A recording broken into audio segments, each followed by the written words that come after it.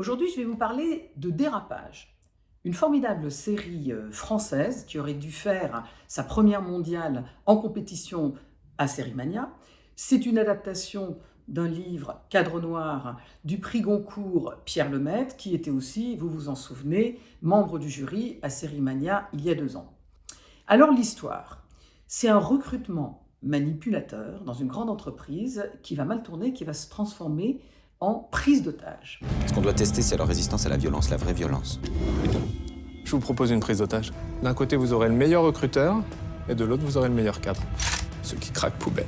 Avec de chaque plan, et avec une force incroyable, un Éric Cantona absolument impressionnant, de force, je l'ai dit, mais aussi de faiblesse, en cadre supérieur, laminé dans sa vie professionnelle et sa vie personnelle par des années de chômage. J'ai été 25 ans DRH, mais après 6 ans de chômage, la condamnation à des jobs minables et à l'humiliation permanente. J'ai réussi le test.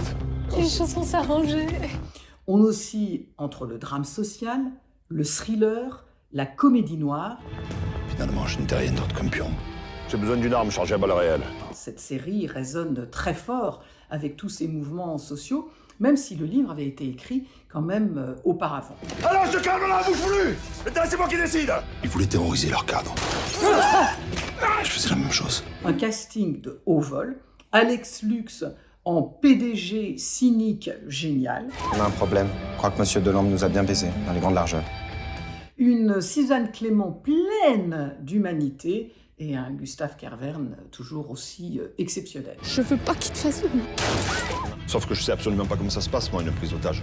Alors, à la réalisation, Ziad Douari, je rappelle qu'il a commencé comme assistant de Quentin Tarantino, à ne pas manquer sur Arte TV dès le 16 avril et sur Arte à partir du 23 avril.